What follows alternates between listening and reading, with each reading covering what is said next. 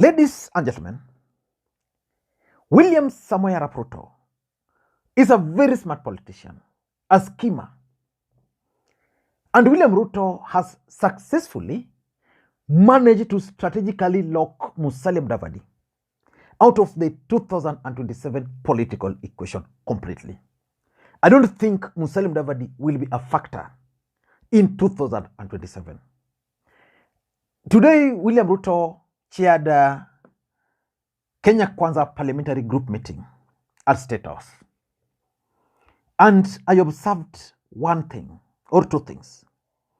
The first thing I observed was the high number of members of parliament who attended this particular event. I'm not sure whether there's a single member of parliament who missed this event. The second thing I observed was the absence of Musalia Mudavadi and Moses Masika Wetangula from this particular event. And for me, I strongly believe that in politics, nothing happens out of mere coincidence. Everything in politics is normally well planned, well scripted, and executed to achieve a specific political objective. Why was Musalia Mudavadi locked out of this particular meeting? This is what State House updated after the meeting, that President Ruto to MPs serve the electorate. President William Ruto has asked MPs to prioritize projects that have a direct impact on the lives of Kenyans, which is okay. He told them to carry out their parliamentary assignment with seriousness, correct? And he's saying, he's quoted, "You are elected to serve the people. Their issues must come first," which is correct. The president was speaking on Wednesday while addressing a Kenya Kwanza parliamentary group in State House, Nairobi. He urged the MPs to desist from engaging in trivial issues like the review of the constitution to alter the presidential term limit, of course. And he's also concluding, as president is quoted, "As president, I won't participate in efforts aimed at mutilating the constitution for parochial, selfish, and personal interests." He told the MPs to pass regulations that will facilitate the implementation of the Hustlers Funds. And I'm going through the photos here. And clearly, almost all members of parliament allied to Kenya Kwanza were present, including the Mpuria Buru, who is one of Raila Odinga's key ally, was also present. And during this meeting, Kenya Kwanza also nominated the 5 individuals they will be sending to the East African Legislative Assembly, including my friend Hassan Omar. During this meeting, the person who was seated next to the president was actually the deputy president, Rigathi Gachagua. The other side, there was Kimani Ichung'wah, who is the majority leader at the National Assembly. This other side was Ali Roba, the senator. And indeed, they voted. But the absence of Musalia Mudavadi, Wetangula, and Foreign Affairs Cabinet Secretary Alfred Mutua is what caught my attention.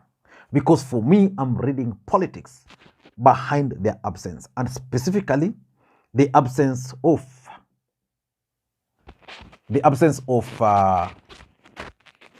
Musalia Mudavadi. So in this video, I want us to look at why Musalia Mudavadi was absent. Before we do that, in case you're watching this channel for the first time, I want you to take a second or two, click that subscribe button so that next time we produce a video like this, YouTube will automatically notify you. And to the subscribers, I want to continue thanking you guys for your continued support, because without the support, this channel cannot be where it is. Now, why do you think William Ruto locked out Musalia Mudavadi and Wetangula from this meeting? I know some of you will tell me that Wetangula is the Speaker of the National Assembly and therefore cannot attend these meetings, which is okay. Some of you will also tell me that Musalia Mudavadi already resigned as a party leader of ANC, and being the chief prime cabinet secretary, he cannot attend such meetings. Cabinet secretaries in this country are allowed to attend political events. That is the truth. That is the truth. Remember, one of the mandates of Musalia Mudavadi was to answer questions in parliament. So which means he would have attended this meeting in that capacity to figure out how the legislative agenda of Kenya Kwanza were going to be pushed forward in parliament. The other fact which we cannot run away from is that William Ruto is shrewd. He has figured out 2027, and he realized that the best way was to clear the path for him. And how do you clear the path? Ensure that all those who are obstacles are removed. Currently, William Ruto is so busy trying to convince or to persuade Stephen Kalonzo Musyoka to join him. The moment Kalonzo Musyoka will do that, I don't think William Ruto will have an opponent. The only opponent will then be Raila Odinga. And of course, Raila Odinga is planning to retire according to sources which I'm getting. But why do you think he was locked out of this meeting? Number one, this particular meeting was primarily a UDA, United Democratic Alliance Party, UDA affairs. So probably they didn't want Musalia Mudavadi to raise issues. Remember, ANC party members have been complaining that they are being shortchanged. When the list of those who were proposed for nomination to the East African Legislation Assembly came up, I remember Kenya Kwanza, especially those in other political parties, raising concerns that they were being locked out. I remember someone like MDG of David Ochieng. At some point, they submitted the name of a young lady from Kisumu. She was knocked out. So when they published were there 15 names? When they published those 15 names, none of them belonged to other political parties other than Kenya Kwanza, other than UDA. So Musalia Mudavadi would have raised some questions here. So to prevent him from that, convince him that he's no longer allowed to attend these meetings, then he's going to miss it.